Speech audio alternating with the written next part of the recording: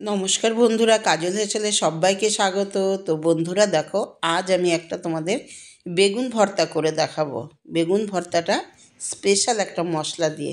সেটা কি মশলা সেটা তোমাদের দেখতে হবে প্রথম থেকে শেষ পর্যন্ত, তা নাহলে বুঝতে পারবে না। তো দেখো, এইরকম একটা বেগুন নিয়েছি আমি। তোমরা চাইলে কালো বেগুনও নিতে পারো। আমি এই বেগুনটা পোড়ার জন্যই এনেছিল আমার ছেলে, পোড়ানোর জন্য, ওই জন্যই এই বেগুনটা আমি নিয়েছি। বেগুন ভর্তা করতে পুড়িয়ে আমি ভর্তা করব। তো দেখো, বেগুনটাকে একটা ছুরি দিয়ে চিড়ে নিচ্ছি। আর এখানে এক্সট্রা করে এর মধ্যে রসুন টসুন কিছু আমি দেবো না, শুধু বেগুনটা আগে পুড়ে নিচ্ছি। তো একটু চিড়ে নিচ্ছি, তাহলে ভেতরটা তাড়াতাড়ি সেদ্ধ হবে। কারণ আমরা গ্যাসে তো পোড়াবো, ওর জন্যই একটুখানি ছুরি দিয়ে চিড়ে নিলাম। তো দেখো, ওভেন ধরিয়ে নিয়েছি, দিয়েই দেখো একটা ছাঁকনি রেখে, রুটি ছাঁকার ছাঁকনি রেখে দিয়েছি। রেখে তার উপরে দেখো এর সাথে কী কী নিয়েছি: দুটো টমেটো আর চার ছটা শুকনো লঙ্কা। এই দেখো, একসাথে এখানে পুড়িয়ে নেব। তো শুকনো লঙ্কাগুলো আগেই পোড়ানো হয়ে যাবে, কারণ অতক্ষণ লাগলে একদম পুড়ে ছাই হয়ে যাবে, কোনো পাওয়া যাবে না। আর বেগুন ভর্তাটা এই শীতে তো সকলেই জানি, আমরা সকলেই বাঙালিরা পছন্দ করি। বাঙালি কেন, সব দেশের লোকই কিন্তু এই বেগুন ভর্তাটা শীতে প্রচুর পছন্দ করে। আর শীতে বেশ ভালো ভালো বেগুন পাওয়াও যায়। তো ওর জন্য বেগুন ভর্তা অনেক রকমভাবেই করা যায়, কিন্তু আমি এই পুড়িয়ে এইভাবে করছি, সেটাই তোমাদেরকে দেখাচ্ছি। জানি তোমরা সকলে নিশ্চয়ই আরও ভালো জানো, কিন্তু আমি কীভাবে করছি সেটাই তোমাদের দেখাচ্ছি। আর একটা স্পেশাল মশলা দিয়ে করব। তো তার জন্য এবার প্রথমে শুকনো লঙ্কাগুলো পুড়িয়ে সরিয়ে দিলাম, কেননা ওটা খুব আরও পুড়ে একদম ছাই হয়ে যাবে। ওই জন্য একটু জাস্ট পোড়ার যে একটা মানে লঙ্কা পোড়ার যে একটা গন্ধ, সেটার জন্যে। আর পোড়ানো লঙ্কা দিয়ে বেগুন ভর্তা মাখলে খুব সুস্বাদু হয়, এর গন্ধটাই আলাদা লাগে। আর এই দেখো, বেগুনটাকে কিন্তু উল্টে পাল্টে যতক্ষণ না বেগুনটা ভেতরে সেদ্ধ হচ্ছে ততক্ষণ আমাকে এইভাবে পুড়িয়ে নিতে হবে। দেখো, একটু টিপে টিপে দেখছি ভেতরটা নরম হয়ে গেলে বোঝা যাবে যে বেগুনটা পোড়ানো হয়ে গেছে। আর বিশেষ করে আমার মাকে যখন দেখতাম উনুনে করতো, তখন অল্প নিভা আঁচে এই বেগুনের বোটাটাকে আগে দিয়ে দিত। তো বোটাটা পুড়ে যাওয়া মানে পুরো বেগুনের ভেতরে সেদ্ধ হয়ে যাওয়া। কিন্তু এখানে তো বোটাটা তো আর ভেতরে দেওয়ার মতো ব্যবস্থা নেই, গ্যাসেই পোড়াচ্ছি। তো দেখো, এর জন্য উল্টে পাল্টে ঘুরিয়ে টুরিয়ে একদম পুরো পুড়িয়ে নিলাম। টমেটোগুলোকেও পুড়িয়ে নিলাম।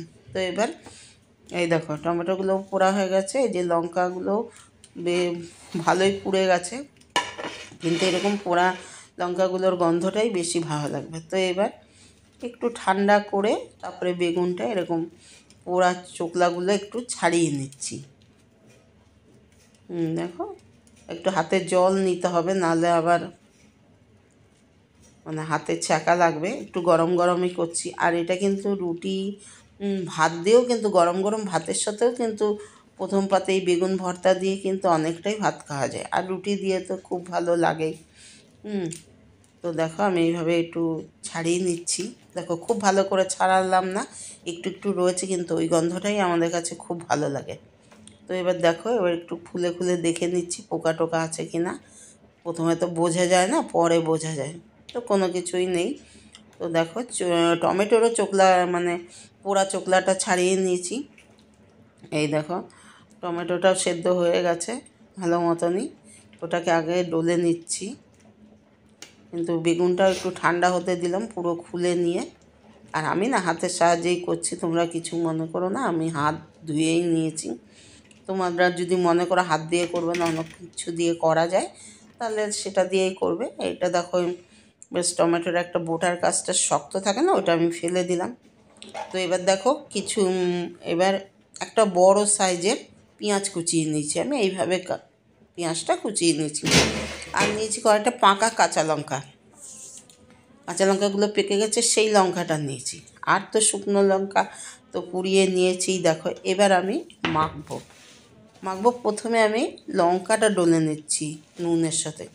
নুনটা কিন্তু আমি আমার আন্দাজ মতো দিলাম, আর তোমরাও কিন্তু তোমাদের নিজেদের আন্দাজ মতোই দেবে। দিয়ে এবার নুন দিয়ে লঙ্কাটা আগে ডলে নিয়ে এবার কি করছি, পেঁয়াজটা ডলে নিচ্ছি। তাহলে পেঁয়াজটা আর ওই যেহেতু কাঁচা লঙ্কাটা কুচিয়ে নিয়েছি ওইটা একসাথে মেখে নিচ্ছি। মানে একটুখানি মাখলে কি একটু নরম হয়ে যাবে পেঁয়াজটা, নাহলে খাওয়ার সময় ঘাঁচ ঘাঁচ করে মুখের মধ্যে পড়বে, ওটা বেশি ভালো লাগে না, এটাই বেশি ভালো লাগে। ওই জন্য আমি আমার মতো করে করছি। দেখো তার সাথে এবার ধনে পাতাটাও মেখে নিলাম। মেখে নেওয়ার পরে এবার হাতের সাহায্যে পুরো বেগুন, টমেটো, ধনে পাতা, পেঁয়াজ একসাথে মেখে নিচ্ছি আমি। দেখো বন্ধুরা, এইভাবে হাতের সাহায্যে মেখে নিলেই বেশি মানে হাতের ছোঁয়াতেই বেশি স্বাদ হয়ে যায়। তো দেখতে থাকো বন্ধুরা, এরপরে আমি একটা স্পেশাল মশলা এর মধ্যে যোগ করব। এখনও মেখে নিচ্ছি আগে। ওই স্পেশাল মশলাটা দিয়ে তোমরা যদি খেয়ে না থাকো, আমি যেই মশলাটা দিয়ে করছি তোমরা অবশ্যই একবার করে খেয়ে দেখবে। এর স্বাদ বেগুন পোড়ার মানে যেমনি স্বাদ হয় তার থেকে দ্বিগুণ চারগুণ স্বাদ লাগবে বেগুন পোড়াটা অবশ্যই। এই দেখো আমার বেগুন পোড়া মাখা হয়ে গেছে। এবার আমি দিয়ে দিলাম 1 প্যাকেট ম্যাগি মশলা। এর মধ্যে 1 প্যাকেট ম্যাগি মশলা দিয়ে দিলাম। দেখো দিয়ে এবার মেখে নেব। তো কি অমৃত! তোমরা যদি না খেয়ে থাকো অবশ্যই এইভাবে করে খেয়ে দেখবে, দেখে আমাকে কমেন্ট বক্সে কিন্তু জানাতে ভুলবে না। কমেন্ট বক্সে কমেন্ট করে জানাবে তোমাদের কেমন লাগলো। ভালো লাগলে অবশ্যই একটা লাইক, বন্ধুবান্ধব আত্মীয়স্বজনের কাছে শেয়ার করে দেবে। আর আমার চ্যানেলে কেউ নতুন বন্ধু হয়ে এলে চ্যানেলটিকে সাবস্ক্রাইব করার অনুরোধ রইল। পাশে থাকা বেলটি অবশ্যই প্রেস করবে, তাহলে এরকম নিত্য নতুন যত আমি রেসিপি দেবো তার আপডেট সবার আগে তোমাদের কাছে পৌঁছে যাবে। এই দেখো ফাইনালি আমার মাখা হয়ে গেল। এখান থেকে আমি একটু প্লেট চেঞ্জ করে তার মধ্যে সাজিয়ে রাখবো। তো দেখো বন্ধুরা, আজ এই পর্যন্তই। এবার আসি, সকলকে টাটা।